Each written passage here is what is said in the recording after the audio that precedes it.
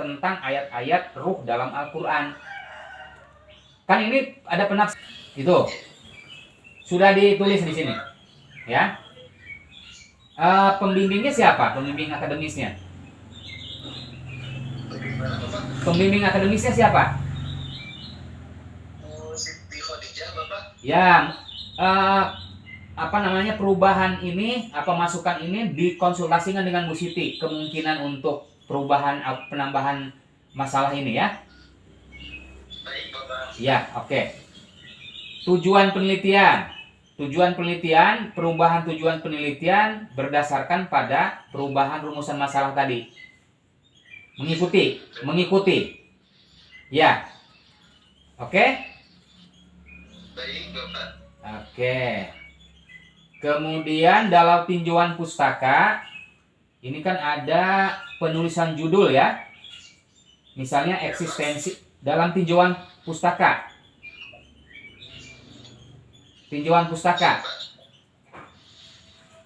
Ada penulisan judul, ya, Ensiklopedia Perspektif Ibnu Arabi, eksistensi ruh perspektif Ibnu Arabi. Nah, ini penulisan judul, baik itu judul skripsi, disertasi, tesis, ya, jurnal, itu tidak dimiringkan. Baik, Bapak. Cukup dikasih tanda kutip. Tanda kutip, ya, Pak. Tanda kutip yang curak 2. Nah, misalnya tadi eksistensi ruh perspektif Ibnu Arabi, nggak usah dimiringkan, berdiri saja tapi dalam tanda petik. Ya. Baik, Bapak. Oke, seperti itu. Kecuali judul buku. Kalau judul buku artinya dimiringkan. Ya, baik, Bapak. Oke. Khusus untuk jurnal itu yang dimiringkan tulisan jurnalnya. Untuk judul jurnal sama tidak dimiringkan juga, tapi yang dimiringkan adalah tulisan jurnalnya. Misalnya jurnal pendidikan. Tapi judulnya tidak, ya, Bapak. Tidak, sama seperti yang lain. Misalnya jurnal pendidikan, maka tulisan jurnal yang miringnya. Gitu maksudnya. Misalnya jurnal pendidikan atau jurnal apalagi misalnya namanya, ya. Oke, seperti itu. Kecuali mungkin nama jurnalnya itu berhubungan dengan bahasa Arab. Misalnya jurnal apalah, misalnya At-Tarbiyah. Nah, berarti At-Tarbiyahnya dimiringkan. Karena itu istilah asing maksudnya, ya. Bahasa serapan. Oke, gitu ya. Itu terkait dengan kerangka berpikir menggunakan teori apa di sini? Teori siapa? Halo? Halo, Bapak. Iya, dalam kerangka berpikir itu menggunakan teori siapa? Dalam kerangka menggunakan metode tafsir Muqarron, Bapak. Tafsirnya menggunakan metode Muqarron, Bapak. Oke, ini kan tentang ruh, ya. Tentang ruh. Ya. Halo? Ya, betul. Iya, ngebahas tentang ruh. Maka teori siapa yang Halo?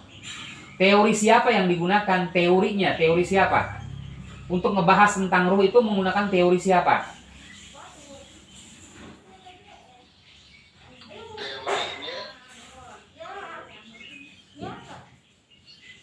dari Abdul Qadir dengan Quraisy, Bapak. Oke, menggunakan teori itu sederhananya pandangan ahli tentang sesuatu yang argumentatif, maksudnya begitu, tentang ruh maksudnya gitu, ya.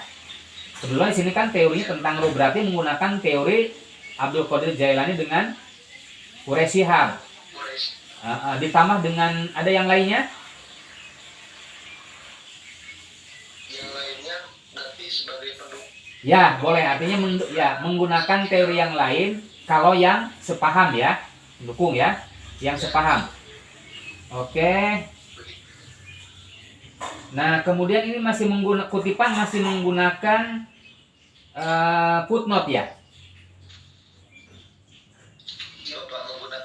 Footnote. Oke, kalau nggak salah pernah saya Pak Dekan bilang bahwa apa ya, penulisan itu sudah menggunakan body note. Body note, ngerti body note ya? Yang dalam kurung. Jadi langsung dipas. Body note yang dalam kurung. Hah? Iya, jadi kan ya, Pak. Hah? Halo? Halo. Menggunakan body note. Iya, Bang. Halo. Aduh. Halo. Halo, Bapak. Iya, menggunakan body note, ngerti ya? Iya, Pak. Iya. Udah ada nanti contohnya di sini ya. Udah saya. Oke, jadi menggunakan body note, tidak menggunakan footnote. Nanti dirobah, ya. Metodologi penelitian. Untuk sumber data primernya apa? Data primernya Al-Quran, Bapak. Al-Quran ya. Untuk yang oke. Untuk yang sekundernya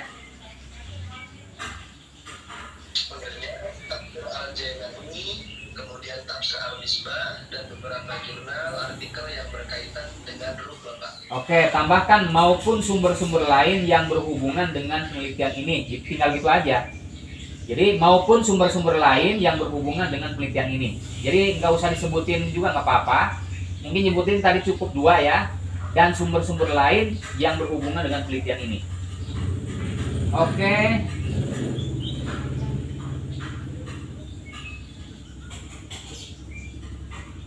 Saya pikir cukup ya. Di sini catatan perbaikan sudah saya ada ya. Udah saya kasih nanti di akhir. Nanti catatan perbaikan ini saya kirim ulang ke Fajar ya.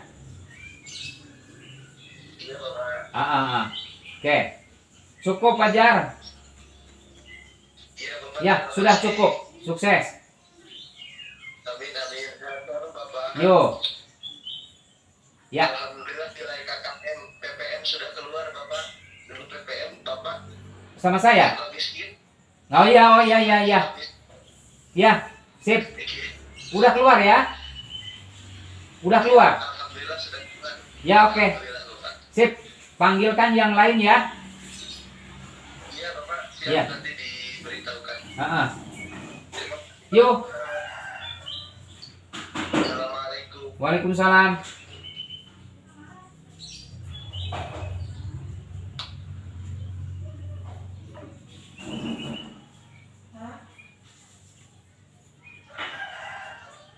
Apa, Bu?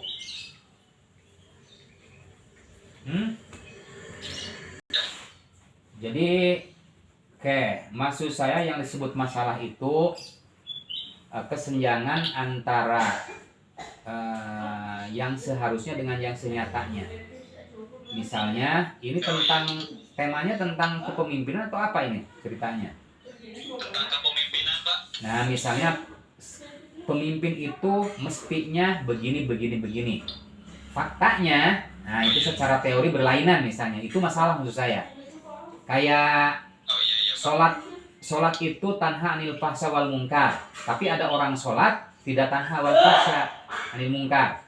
Nah, itu masalahnya di mana? Di pelaksanaan sholat, di sholatnya atau di mananya. Nah, ini maksud saya. Ya, jadi artinya latar belakang itu uraian kita yang menyampaikan pada penemuan masalah yang disebut identifikasi masalah. Kalau belum, misalnya di latar belakang belum memunculkan masalah dalam bentuk redaksi kalimat, maka harus mengkerucut ke situ maksudnya. Oh iya, Pak. Nah, ngerti Kevin ya? Ya? Pak. Oke. Kemudian kenapa memilih Wahbah Zuhaili, tidak yang lainnya? Karena Wahbah Zuhaili itu kitab tafsir Al-Munir itu memiliki sedikit perbedaan dengan kitab tafsir lainnya. Pada kitab tafsir Al-Munir, dia menggabungkan 2 sumber tafsir, yakni tafsir Birroi dan Bil Ma'sur di dalam penafsirannya tersebut. Dan penafsiran pada tafsir Al-Munir itu menggunakan bahasa yang dapat dipahami oleh banyak kalangan, Pak. Seperti itu, Pak. kurang lebihnya. Ini eksplisit ada di latar belakang. Ya ada Pak. Ya, oke. Jadi itulah kenapa saya bertanya dua ini, karena memang latar belakang masalah itu memuat dua hal tadi. Penemuan masalah dalam bentuk redaksi kalimat eksplisit diungkapkan, inilah masalahnya misalnya gitu ya. Kemudian alasan kita kenapa memilih tokoh yang kita gunakan. Maka nanti berdasarkan latar belakang masalah dan alasan tersebut peneliti menetapkan untuk meneliti tentang kepemimpinan, misalnya tentang Fir'aun dengan judul, nah gitu, itu di akhir latar belakang begitu biasanya ya. Oke. Ya. Kalau belum, maka dikerucutkan ke situ maksud saya ya. Rumus apa latar belakangnya? Ya Pak. Rumusan masalahnya gimana nih?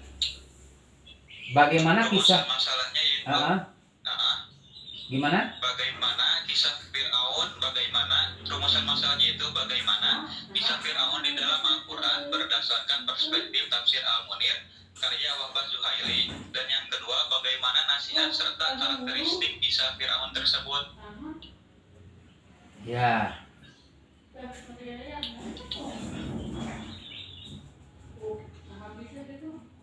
Ya Pak.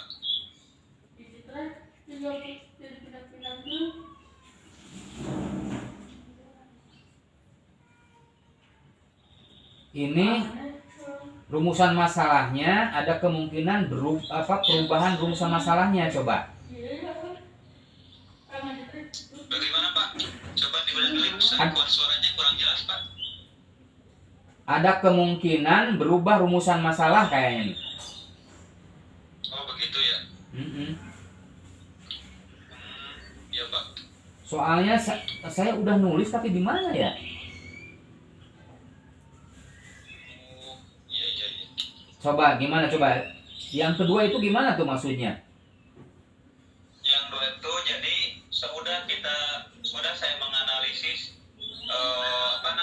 ayat-ayat Al-Quran itu yang berdasarkan perspektif Wahbah Zuhaili. Nah, nanti dapat diambil nasihat dari kisah-kisah tersebut. Terus kisah itu teh masuknya ke dalam kisah yang kayak gimana gitu Pak maksudnya teh. Ini yang kedua tuh bagaimana nasihat serta karakteristik kisah Fir'aun tersebut. Kisah Fir'aun, ya gitu Pak maksudnya teh. Jadi nasihat yang diambil dari kisah tersebut berdasarkan perspektif tafsir Al-Munir gitu Pak. Apa mau idhah mungkin ya? Mungkin nilai apa ya? Bagaimana nasihat serta karakteristik kisah Fir'aun tersebut. Gitu ya. Oke. Ya itu maksudnya coba dipikirkan lagi. Nanti dipikirkan lagi ya tentang rumusan masalah ini, kira-kira yang pertama apa, yang kedua apa gitu ya.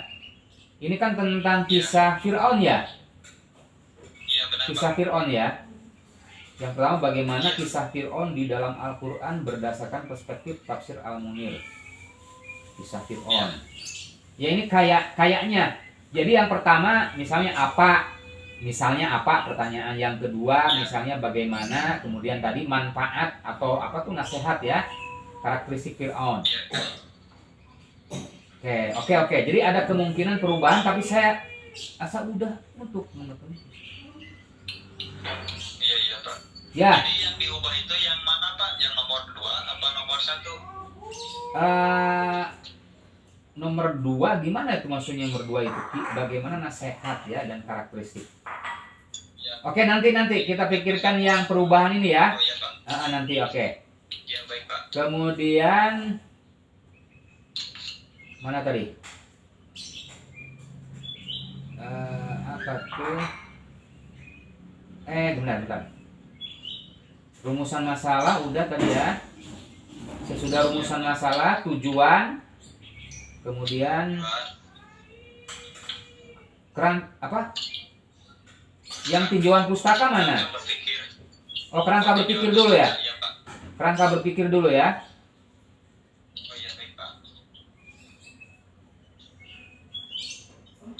Menggunakan teori siapa di kerangka berpikir ini? Menggunakan teori Manal Cotton Pak. Manal Cotton ya. Tentunya tentang kisah ya, tentang kisah, Benar, Pak. teori kisah Manaul Koton. Iya, benar. Ditambah yang lainnya siapa? Yang lainnya siapa? Tidak. Ya, Oh, yang lainnya itu tidak, Pak. Saya pakainya Manaul Koton saja. ke Manaul Koton. Ya mungkin nanti kalau ada tokoh-tokoh yang lain, tapi yang searah dengan Manaul Koton tentang teori kisah ya. Oke, yang tinjauan pustaka sebelumnya ya? Ya, yang sebelumnya saya, Pak. Sebelumnya atau sesudah itu berarti ya? Tinjauan pustaka mana, sebelah mana coba? Halaman berapa?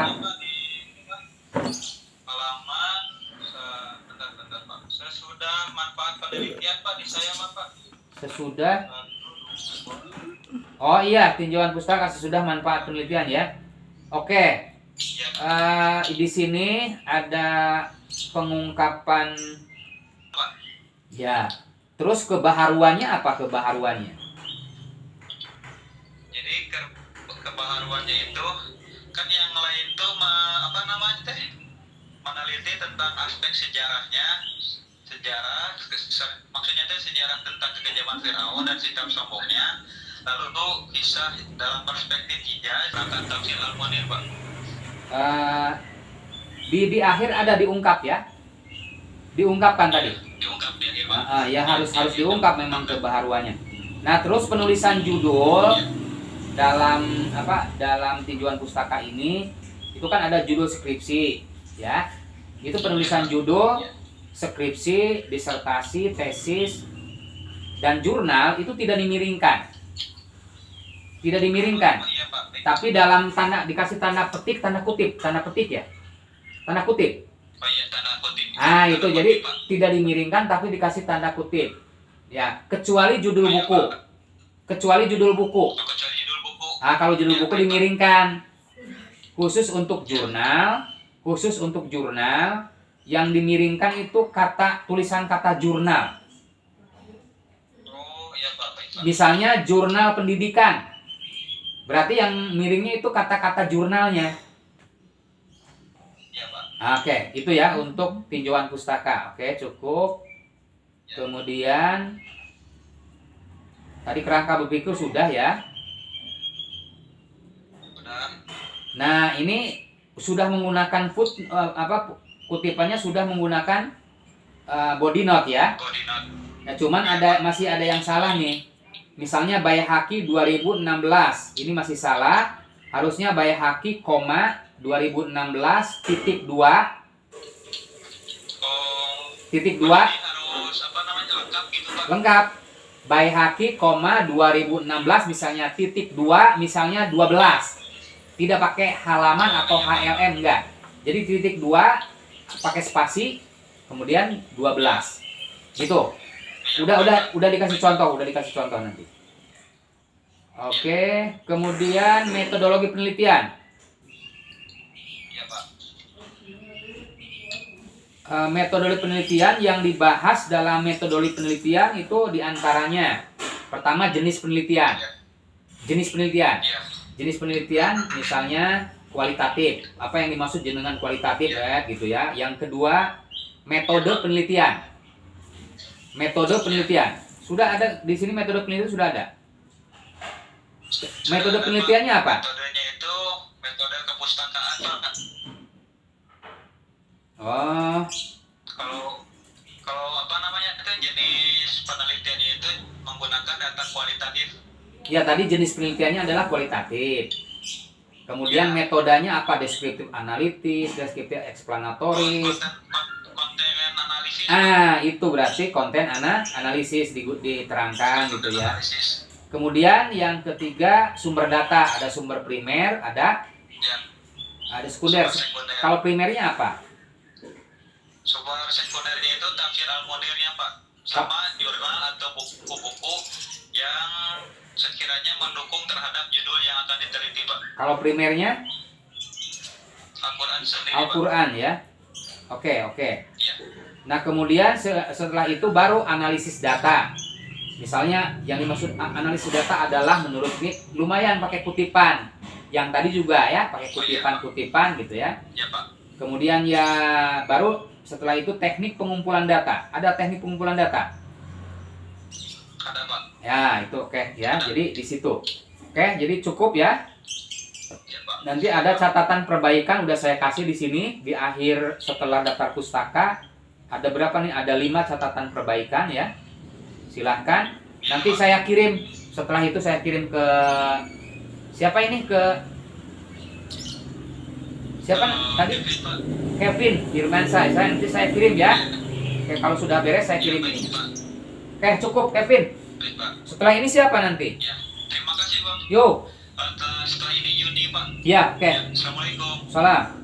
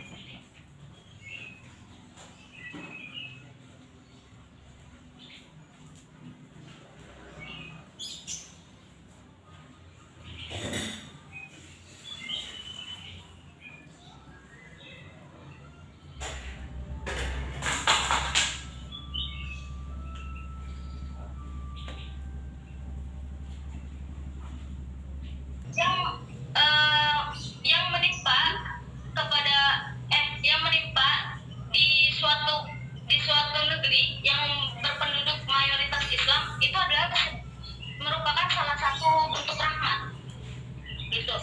Terus saya juga menemukan postingan dari Drive Grab.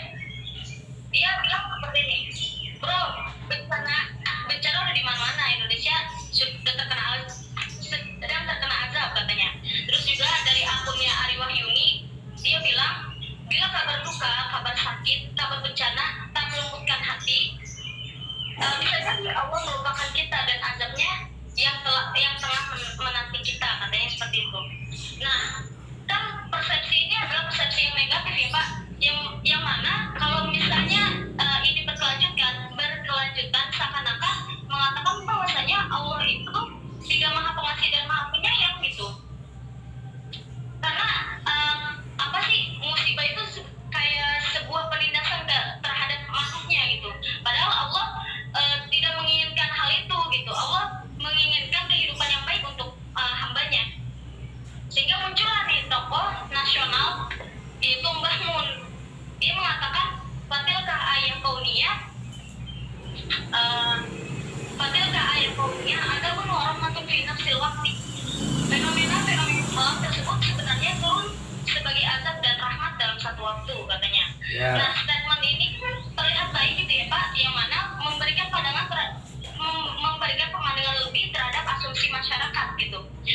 Ya. Namun ini ingin menepis egoisme berpikir negatif secara total dan mencoba menata asumsi-asumsi masyarakat dengan lebih baik gitu. Oke. Udah. Nah ya. Terus kenapa mengambil tokoh Mbah Maimun? Kenapa saya mengambil tokoh Mbah Maimun? Pertama, menurut saya ini terlihat apa ya?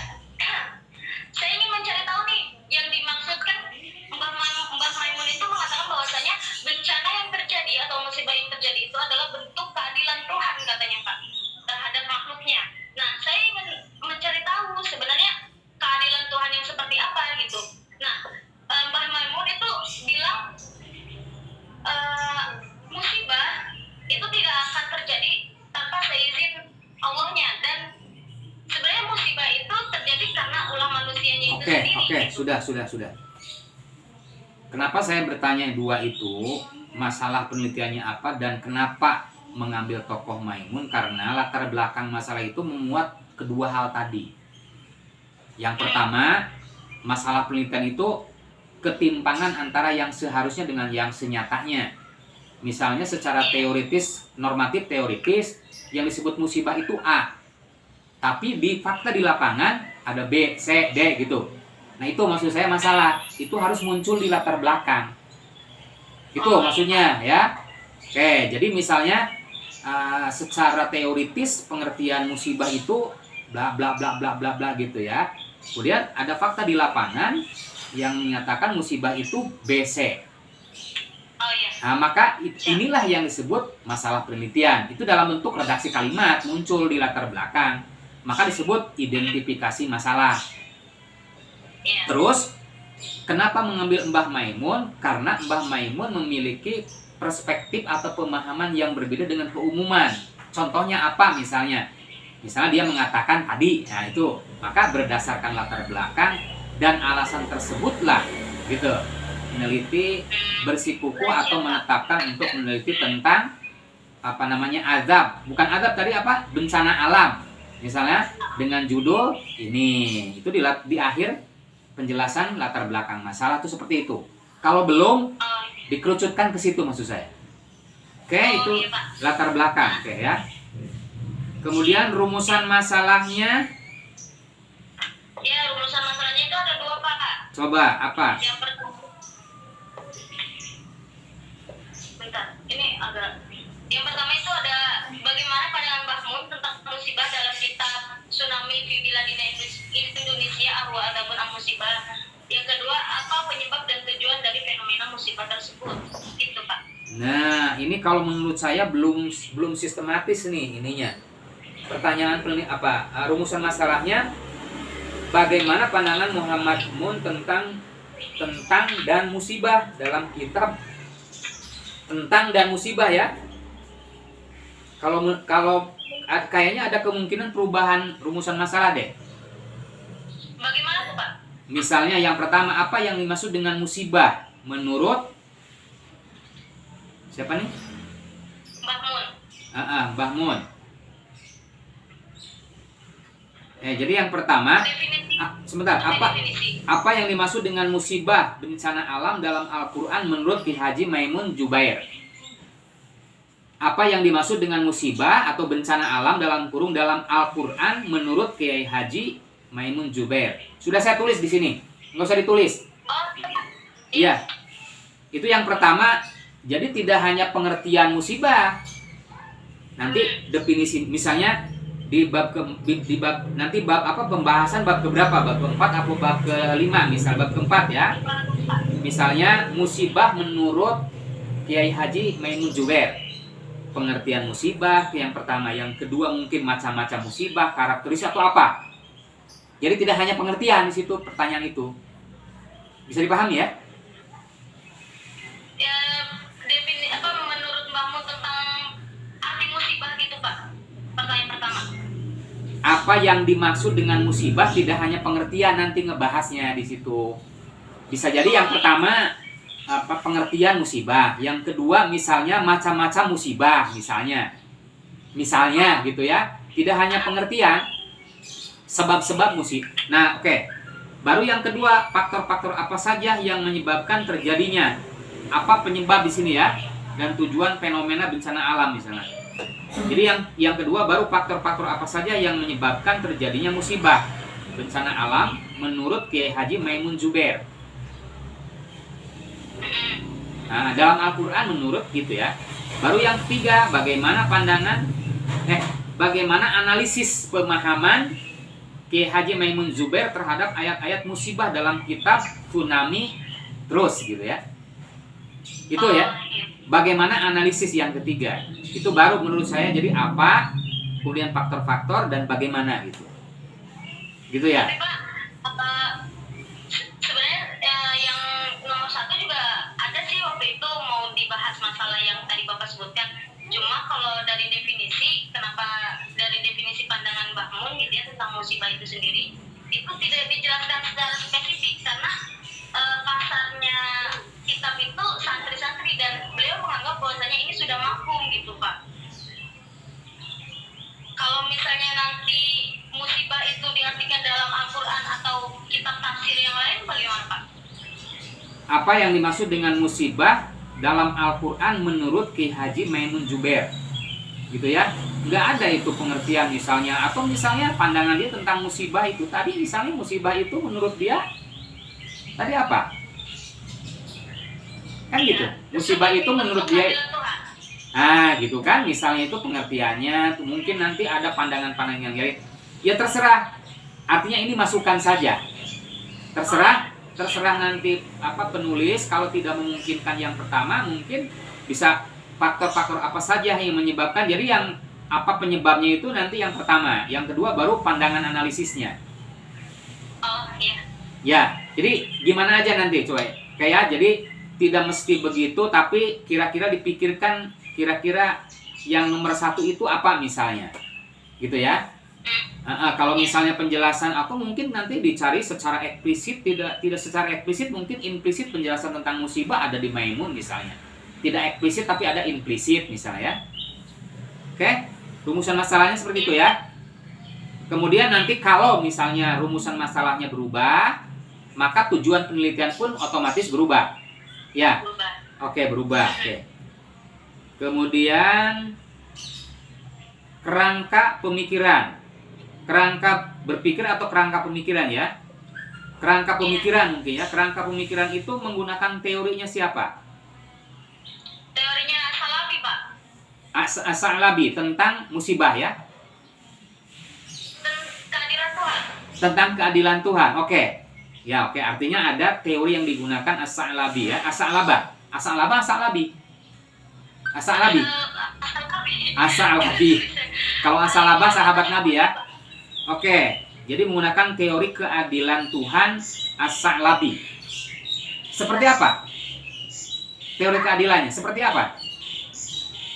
Ya, beliau mengatakan tadi bahwasanya fajazau sayatin sayatun misluha katanya. Oh gitu, oke ya. Kemudian tinjauan pustaka. Dalam tinjauan pustaka ini ada tinjauan pustaka itu maksudnya apa? Tinjauan pustaka itu tujuannya apa? Biar tidak adanya pembahasan yang terulang. Tidak ada plagiarisme ya. Biar tidak ada plagiarisme, kemudian juga nanti apa namanya hasil-hasilnya itu bisa dijadikan referen oleh kita. Ya, oke. Di sini kan ada penyebutan judul dalam bentuk apa saja. Ini yang ditemukan oleh Neng. Maksudnya gimana, Pak? Tinjauan pustakanya dalam bentuk apa saja? Tesis, skripsi, jurnal. Oke, tesis, skripsi, jurnal. Oke, penulisan judul, skripsi, tesis, disertasi, dan jurnal itu tidak dimiringkan. Judulnya? Ya, penulisan judulnya tidak dimiringkan, oke? Skripsi, tesis, disertasi, dan jurnal tidak dimiringkan, tapi dikasih tanda petik. Nah, udah ada tanda petik ya di situ, tapi dimiringkan, nggak usah dimiringkan. Oke, kecuali judul buku. Kecuali judul buku. Kalau judul buku dimiringkan, nggak usah pakai tanda petik, nggak usah dimiringkan.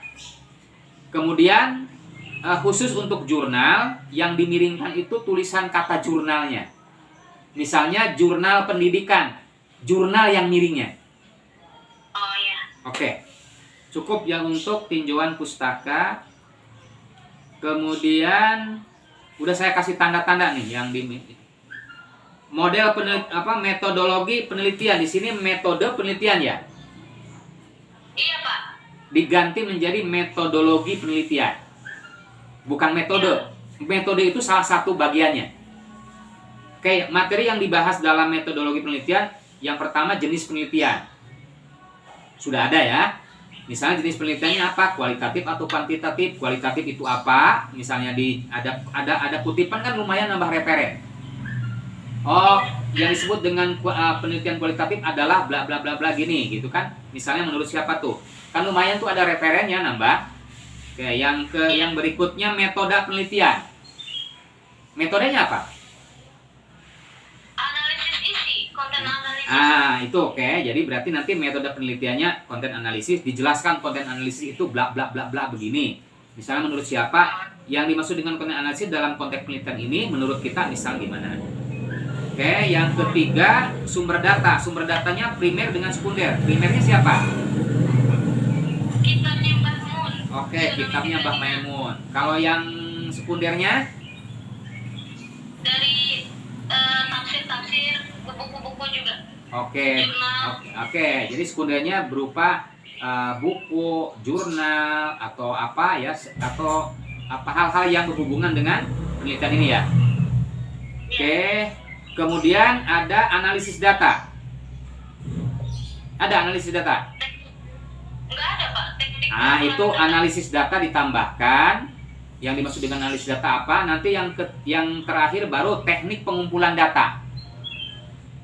Nah, teknik pengumpulan data atau melalui wawancara atau apa, banyak kan misalnya ya, observasi atau apa ya, terserah.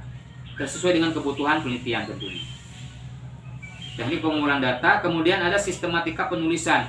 Sistematika penulisan tentunya bab 1 apa, bab 2 apa, bab 3 sesuai dengan nanti perubahan-perubahan tentunya itu ya. Sesuai dengan outline nantinya. Iya. Oke, kayaknya cukup. Cukup, sudah. Ini nanti catatannya ada 7 ya di sini. Catatan perbaikan ada 7, nanti saya kirim catatan ini ke Neng, ke file Neng. Cukup. Iya, Pak. Oke. Terima kasih, Pak. Yuk. Saya terus, Pak. Yuk. Nah, Assalamualaikum. Waalaikumsalam.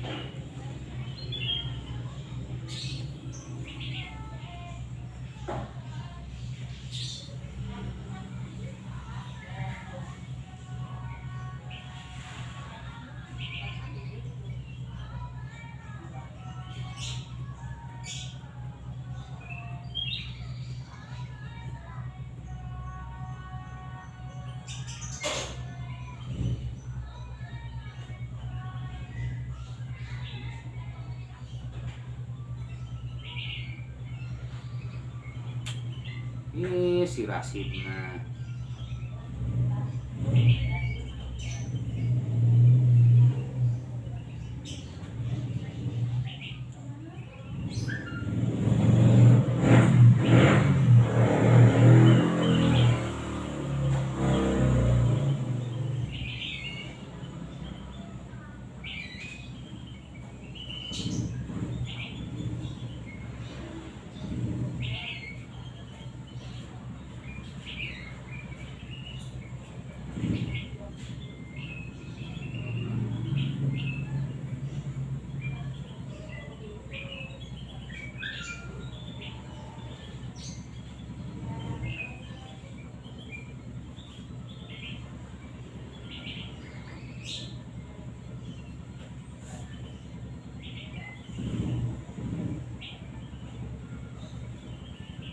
Halo.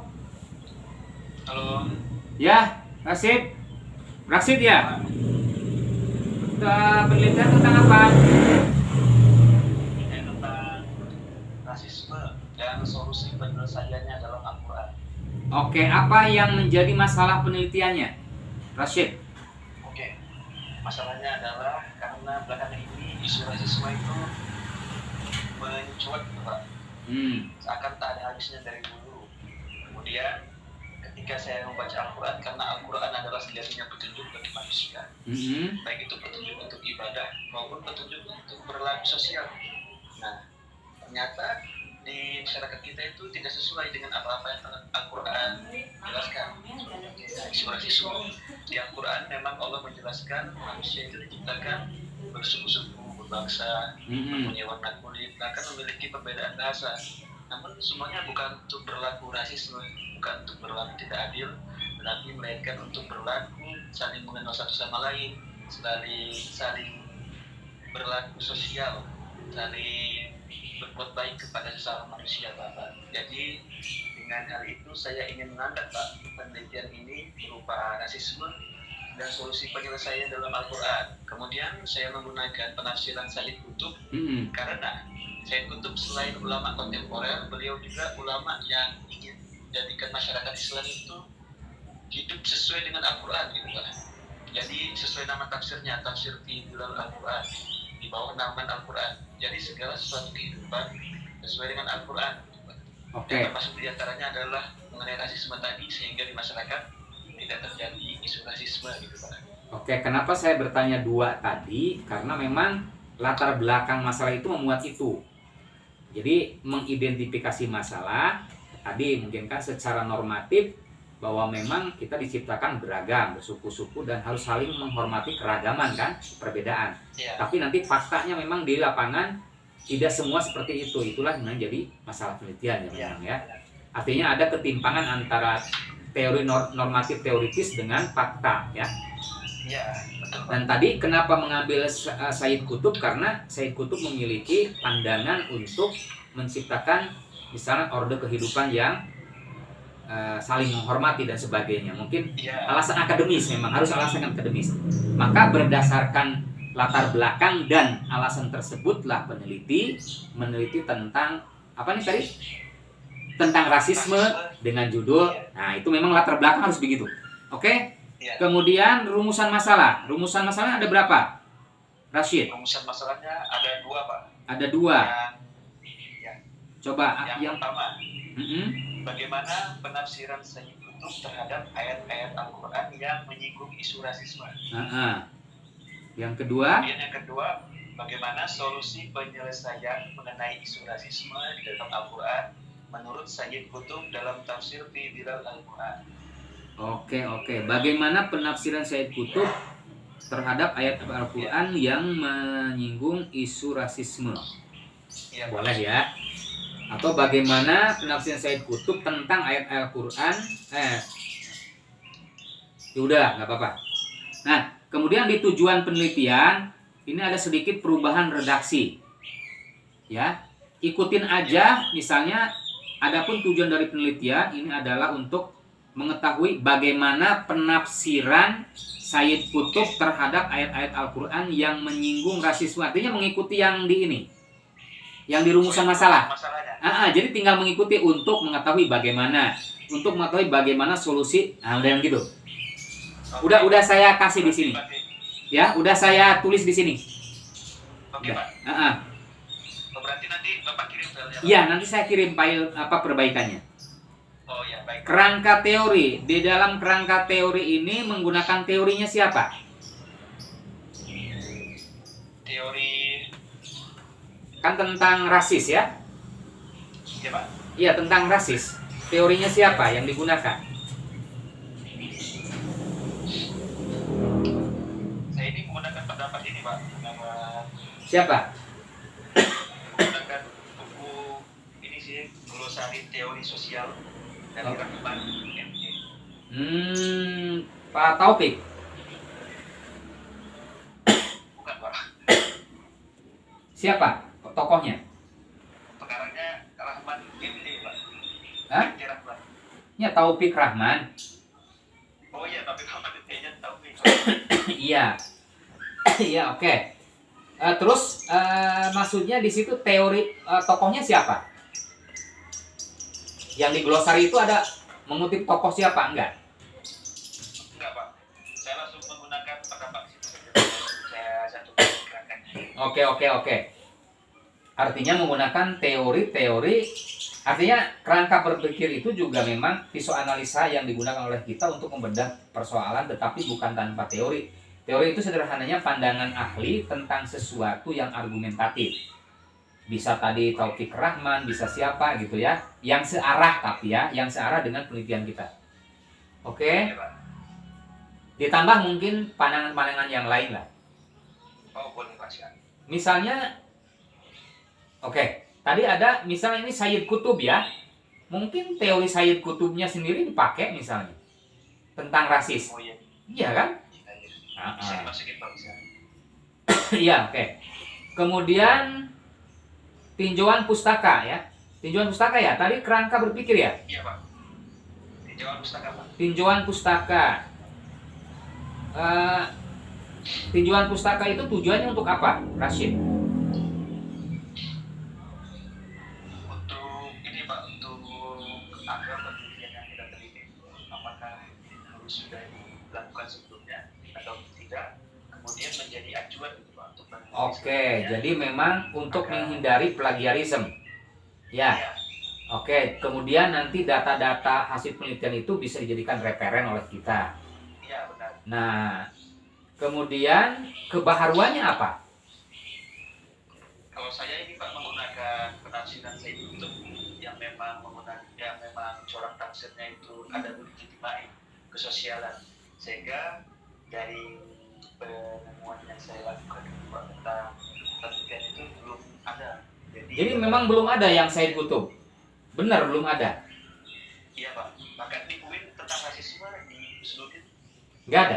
Oh gitu. Ya. Takutnya sudah ada dalam bentuk buku, misalnya rasisme menurut Said Kutub misalnya.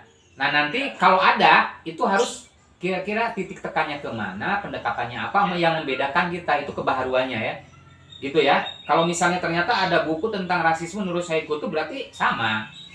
Nah kalaupun ada sama begitu, maka cara membedakannya mungkin pendekatannya berbeda, ya. Mungkin titik tekannya berbeda, itu harus ada kebaharuannya ya. Intinya ke situ memang. Kemudian, oke, di sini kan disebutin judul dalam bentuk aja apa saja penemuan tinjauan pustakanya. Apa sih Pak? Dalam bentuk apa saja tinjauan pustakanya? Oh, ada yang bentuk skripsi, Skripsi, jurnal jurnal, Pak. Memang dalam bentuk skripsi sejauh ini ada Pak. jadi skripsi, jurnal, terus apa lagi? Buku, disertasi. Hanya skripsi dan jurnal saja Pak. Oke, penulisan skripsi, judul skripsi dalam tinjauan pustaka, tesis, disertasi, dan jurnal itu tidak dimiringkan. Oh, berarti biasa aja Pak ya? Tetapi dalam dikasih tanda petik aja, tanda kutip, tanda petik. Oh iya, iya. Tanda petik kecuali judul buku. Kalau judul buku dimiringkan, tapi tidak usah dipakai tanda petik. Baik Pak. Kemudian khusus untuk jurnal, itu yang dimiringkan tulisan kata jurnalnya. Misalnya jurnal pendidikan, yang miringnya itu penulisan jurnalnya itu. Nah itu ya. Tetapi kalau nama jurnalnya itu berbau bahasa Arab, misalnya jurnal At-Tarbiyah. At-Tarbiyahnya itu huruf asing, maka miring juga. Itu kebetulan saja. Kalau misalnya nama jurnalnya nama umum, tidak ada hubungan dengan bahasa Inggris atau bahasa Arab, nggak berdiri aja. Tapi jurnalnya itu yang miringnya. Ya. Oke, untuk tinjauan pustaka beres. Kemudian metodologi penelitian. Iya Pak. Di situ ditulis metode penelitian. Iya, metode penelitian Pak. Harusnya metodologi penelitian. Metodologi bukan metode. Metode itu bagiannya. Bagian dari metodologi penelitian itu ada metode. Oke, materi yang dibahas dalam metodologi penelitian itu mencakup pertama jenis penelitian. Jenis penelitian sudah ada nggak di sini? Jenis penelitian. Yang pertama yang dibahas dalam metodologi penelitian itu pertama jenis penelitian. Jenis penelitian misal diuraikan jenis penelitian yang dilakukan oleh peneliti misalnya kualitatif. Misalnya apa yang maksud dengan jenis kualitatif itu apa? Disebutin diuraikan pakai kutipan, lumayan kan nambah referen tuh. Misalnya penelitian kualitatif adalah bla bla bla bla menurut siapa di situ kan? Lumayan tuh ada referen nambah kan? Itu. Kemudian yang kedua metode penelitian. Oh, metode penelitian. Metode penelitiannya apa? Ini kualitatif Pak. Tadi jenis penelitiannya kualitatif. Metode penelitian misalnya apa konten analisis, apa deskriptif analitis atau apa gitu. Oh ya, deskriptif analisis. Ya itu makanya disebut jenis penelitian, metode penelitian gitu kan. Oke, itu disebut misalnya metode penelitian adalah lumayan nambah referen tuh. Ya. Yang dimaksud dengan metode penelitian dalam konteks penelitian ini misalnya menurut peneliti apa ini diuraikan lumayan kan. Iya, iya. Yang ketiga itu sumber data. Sudah ada sumber data kan? Sumber data primer, sekunder. Primernya apa? Iya. Yang primernya apa? Ini primernya Al-Quran. Al-Quran. Tafsir di dalam Al-Quran. Oke. Sekundernya berarti dalam bentuk bisa buku, jurnal, ataupun Iya. sumber-sumber lain yang berhubungan dengan penelitian ini, begitu ya. Nah, Oke, kemudian sistematika analisis data. Sudah ada ya analisis data.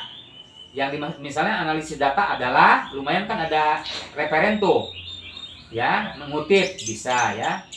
Kemudian ada yang terakhir teknik pengumpulan data. oh ya.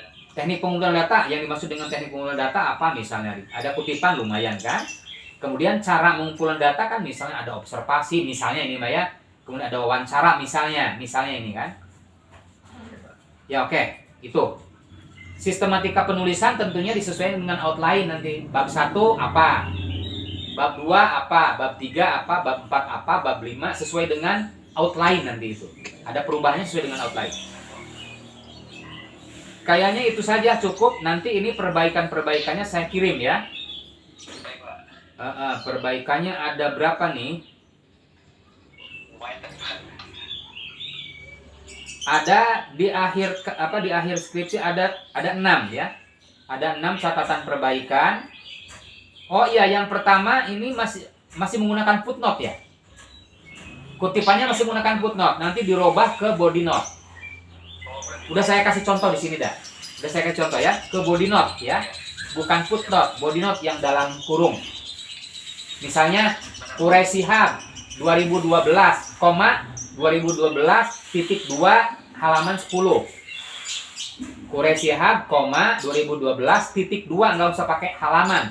Titik 2, 12 misalnya halamannya nggak usah pakai HLM 12 nggak usah. Titik 2, 12. Udah ada contohnya.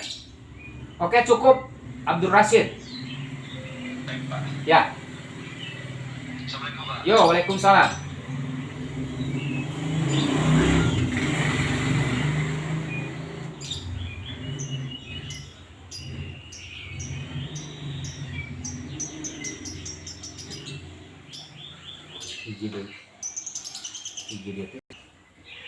Ya, lo, Dwi. Iya Pak, bentar Pak. Mau masang.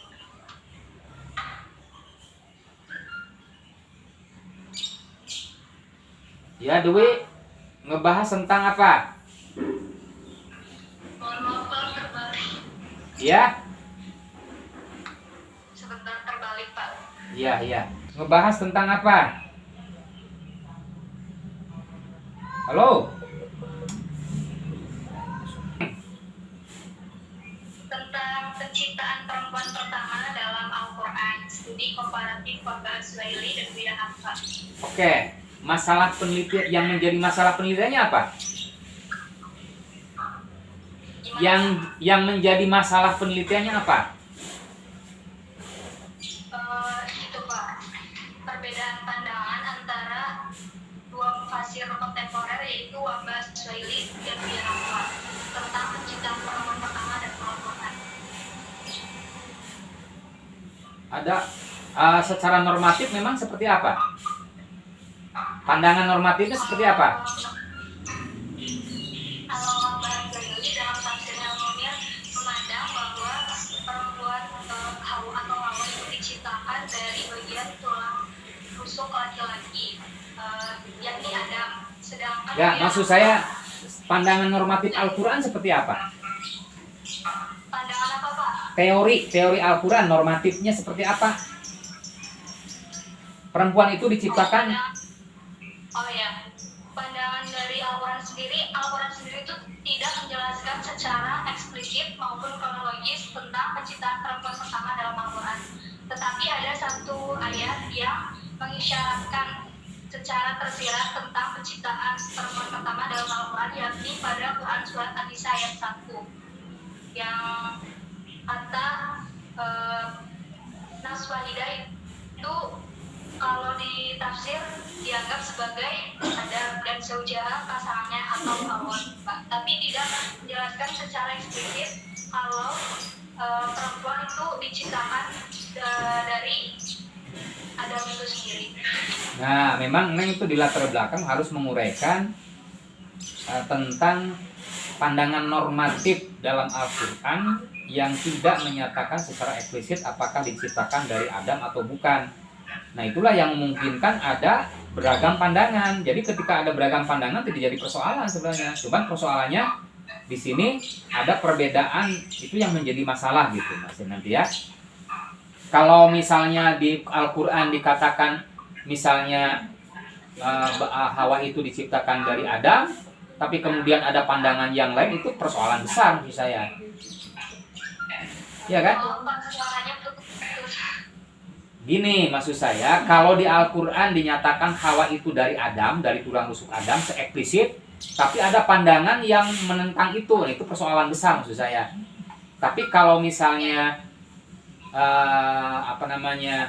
Al-Quran tidak menyebutkan eksplisit A, B, C, D, ketika ada ragam pandangan itu wajar-wajar saja. Mungkin masalahnya di situ, cuman tapi memang tidak persoalan besar kalau menurut saya.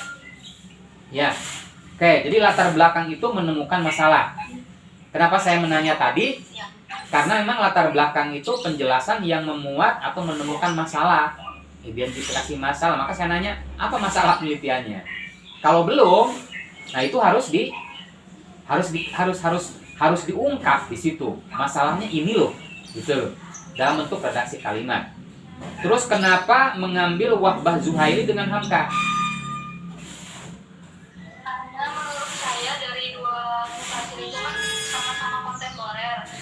Memiliki perbedaan yang lumayan kontras dan mencolok dalam menafsirkan tentang ciptaan perempuan dalam Al-Quran itu sendiri. Nah, oke. Jadi harus ada alasan. Jadi alasannya tertulis nggak di situ di latar belakang? Tertulis, Pak. Oke. Jadi kenapa penulis mengambil Wahbah dengan Hamka? Karena Wahbah dengan Hamka misalnya pertama dia memberikan penjelasan tentang penciptaan perempuan pertama berbeda dengan mufasir lain. Misalnya ini. Itu kan akademis alasannya kalau begitu. Atau karena saya mudah, bukan. Jadi alasan akademis. Ya. Maka nanti di paragraf terakhir di latar belakang berdasarkan latar belakang tersebut di atas dan alasan-alasan tersebut peneliti menetapkan untuk meneliti tentang penciptaan perempuan pertama dengan judul. Nah, itu di latar belakang terakhir itu begitu. Oke? Berarti yang saya gimana Pak? Yang Iya. terakhir saya berarti sudah memenuhi belum Pak? Ya nggak tahu, makanya kalau belum seperti itu nanti latar belakangnya dikerucutkan ke situ. Menemukan masalah. Oke? Yang kedua tadi alasan kenapa memilih Hamka dengan siapa? Dengan Wahbah Zuhaili. Nah, baru nanti berdasarkan latar belakang dan alasan tersebutlah peneliti misalnya menetapkan atau misalnya bermaksud untuk meneliti tentang apa namanya nih? Tentang apa nih? Tentang penciptaan perempuan pertama dengan judul. Nah, ini di latar belakang terakhir ya, di redaksi terakhir di paragraf terakhir. Seperti itu. Ya. Nah, setelah ketemu masalah baru dirumuskan dalam bentuk masalah gitu kan. Nggak mungkin kalau belum ketemu masalahnya. Jadi rumusan masalahnya apa? Rumusan masalahnya bagaimana penciptaan perempuan pertama dalam Al-Quran. Yang kedua, bagaimana pandangan Wahbah Zuhaili dan Buya Hamka dalam menafsirkan ayat-ayat mengenai penciptaan perempuan pertama dalam Al-Quran. Yang ketiga, apa perbedaan antara Wahbah Zuhaili dan Buya Hamka dalam menafsirkan ayat tentang penciptaan perempuan pertama dalam Al-Quran.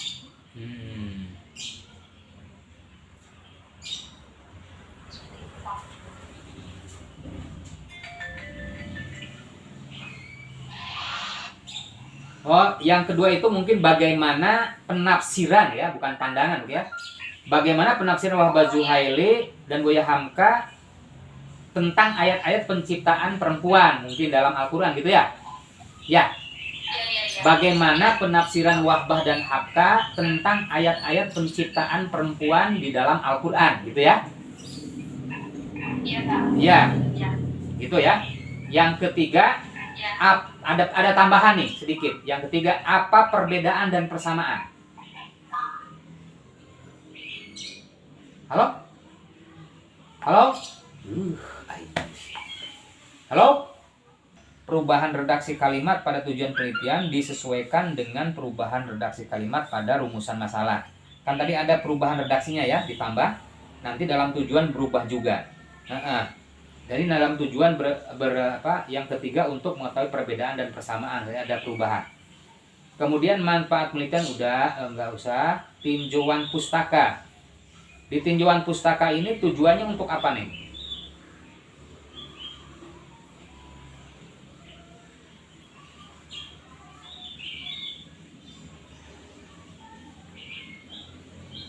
Ya, tujuannya supaya tidak terjadi plagiarisme ya. Ditambah juga nanti hasilnya itu bisa digunakan referen buat kita. Kemudian ini dalam bentuk apa aja, penemuan tinjauan pustaka dalam bentuk apa aja?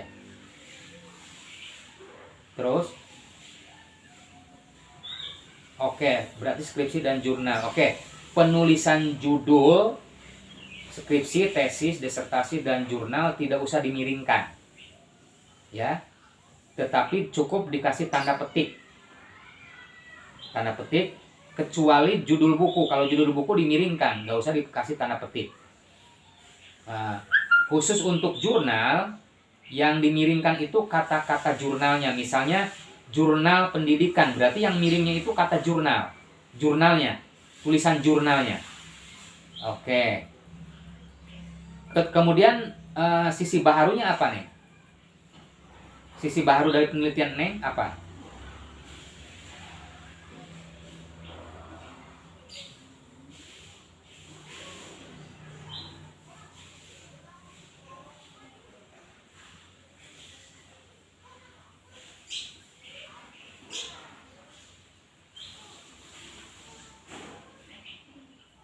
Ini diungkapkan di mana nih?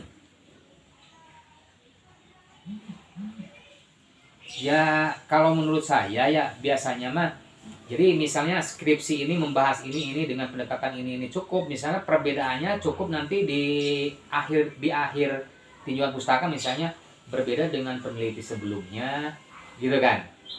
Nah, atau sisi kebaharuan dari penelitian ini adalah, nah gitu. Jadi mungkin 2 paragraf atau 1 paragraf cukup. Jadi mengungkapkan bahwa kita berbeda dengan mereka. Gak usah misalnya setiap penelitian orang itu dikasih, cukup mengemukakan isinya apa, pendekatannya apa, atau apa gitu ya. Nanti perbedaannya dibawa aja terakhir ya, gitu ya. Kebaharuan bagian terakhir itu mengemukakan kebaharuan penelitian kita itu berbedanya apa, atau metodenya, atau misal pendekatannya, atau titik tekannya di mana kalau ada yang sama gitu ya.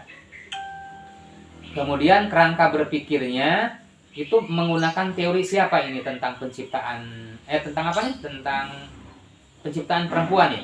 Menggunakan teorinya siapa? Oh tidak, masa sih?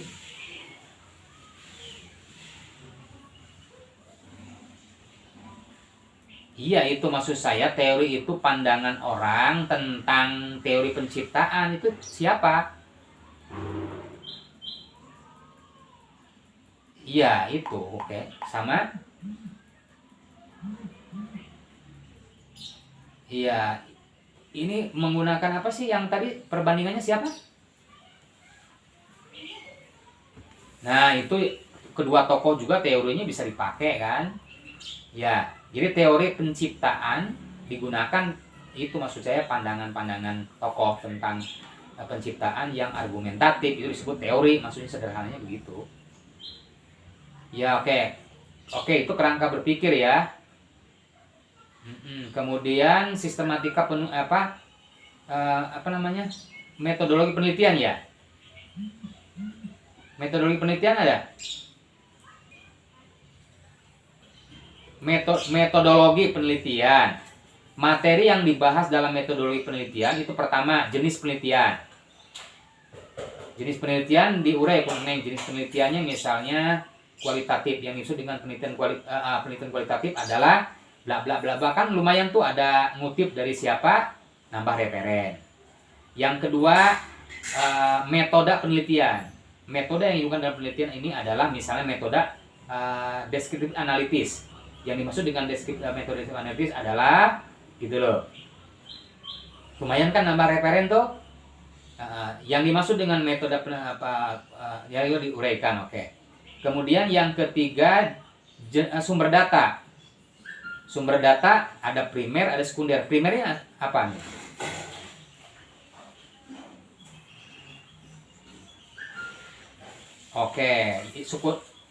Oke, kalau sekundernya berarti bisa dalam bentuk berbagai informasi yang terkait, oke. Dan informasi-informasi lain yang terkait dengan penelitian ini gitu ya. Kemudian setelah sumber itu analisis data.